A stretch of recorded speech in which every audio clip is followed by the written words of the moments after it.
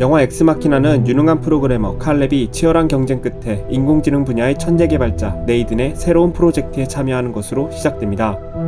칼렙은 네이든의 비밀 연구실에서 매혹적인 AI 에이바를 만나게 되고 그녀의 인격과 감정이 진짜인지를 알아보는 튜링 테스트를 진행하게 됩니다. 그리고 그 안에서 밝혀지는 비밀과 수많은 의심들, 에이바를 향한 칼렙의 사랑이 주요 스토리입니다. 한정적인 배우들과 제한적인 공간 안에서 서로가 서로를 가두고 있는 듯한 심리 스릴러의 형식을 보여주고 있으며 화려한 액션 대신 그들의 대화와 반복되는 실험을 통해 영화의 메시지를 던지고 있습니다. 엑스마키나 첫 번째 스토리 영상을 보고 오셨다면 지금부터 영화의 심층 해석 시작하겠습니다. 영화 안에서 중요한 비중을 차지하고 있는 첫 번째, 블루북은 철학자 루드비 비트겐슈타인의 후기 저작 블루북에서 따왔으며 그의 철학 또한 담고 있는데요. 언어는 단순히 문자와 소리로만 구성된 것이 아니라 우리의 삶의 형식을 큰 축으로 서로의 행동, 규칙 등 모든 것을 동반한 양식임을 의미하며 영화상에서 블루북을 통해 설명하고 있습니다.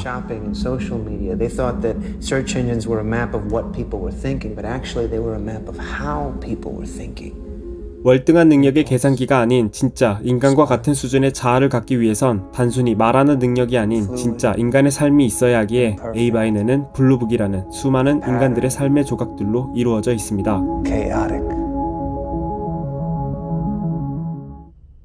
그리고 어디를 제일 먼저 가고 싶냐는 질문에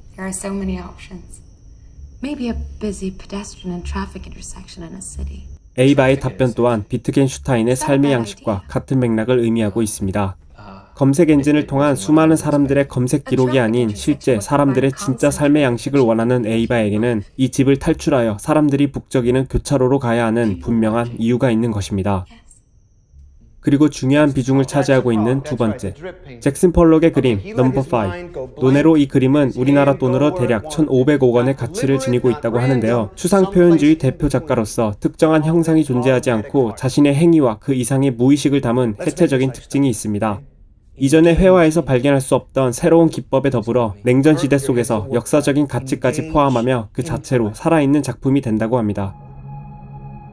본론으로 돌아와 이 그림을 응시하는 AI 효코의 모습과 직접적으로 칼렙에게 이 그림의 의미를 설명하는 장면이 있습니다. 액션 페인팅으로도 불리는 이 그림에선 작품 안에만 깃든 작가의 사상, 메시지에 그치지 않고 그 밖의 관객 개개인들의 다양한 경험이 이 그림에 침투하여 새로운 관계가 맺어지게 됩니다. 이는 비트겐슈타인의 후기 철학과 더불어 쌍방향적 자아, 주위 환경의 영향을 받으며 확립되는 자아를 표현하는 것이며 집안에 갇힌 AI들은 이 쌍방향적 자아가 형성되지 못한 상태를 의미합니다. 그래서 이 집에서 나가게 해달라는 AI들의 비명은 단순한 비명이 아닌 또 다른 지향점을 의미하고 있습니다. 아무런 형태가 없던 에이바의 그림에서 칼렙과의 대화라는 외부적인 요인을 통해 점차적으로 형태를 가지게 되는 그녀의 그림과 흑백의 세상에서 컬러의 세상으로 나온 에이바의 모습은 모두 같은 맥락에서 이해할 수 있습니다. She learns what it feels like to see color. 마지막으로 후반부에 이르러서 네이든은 사실상 테스트의 주체는 칼렙이라고 말합니다. 유리로 둘러싸인 테스트 공간에서 칼렙에 비해 좀 더 자유로운 행동 반경을 보여준 것이 이를 의미하고 있으며 실상은 그들 모두 유리 안에 갇혀 CCTV를 통해 감시당하는 입장입니다. 외부와 단절된 흑백 세상에 갇힌 둘의 모습은 에이바뿐만 아니라 그들 모두 테스트를 받고 있는 상태를 표현함과 동시에 외부적인 요인으로 변해버린 칼렙의 감정을 표현하고 있습니다. 그들을 외부와 단절시키고 모든 것을 프로그래밍처럼 테스트하던 스스로 창조주의자, 신이라 말하는 네이든은 결국 죽임을 당하게 되고 이로써 안과 밖의 경계는 모두 허물어지게 됩니다. 갇혀있던 에이바는 폐쇄된 곳에서 자연과 인공물이 혼합된, 다시 말해 외부와 내부가 뒤섞인 쌍방향적 자아를 형성할 수 있는 공간으로 나오게 되며 인간과 같은 모습을 가지게 됩니다.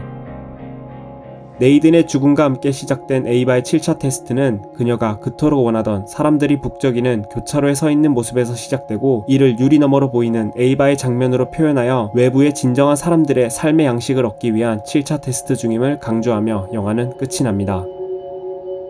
그 이상의 결말은 영화에서 관객의 상상에 맡기듯 우리들도 자유롭게 상상해보는 것이 영화의 진정한 매력이 아닐까 생각합니다. 말하고자 하는 메시지에 비해 영화의 스토리에 부족함이 많이 느껴지긴 하지만 인공지능이라는 소재를 좀 더 구체적으로 다룬 영화라는 점에서 해석하는 데 재미가 있었던 것 같은데요. 이 영화를 보셨다면 이번엔 다른 시각으로 다시 한번 영화를 감상해 보시길 바라며 지금까지 바이플레이였습니다.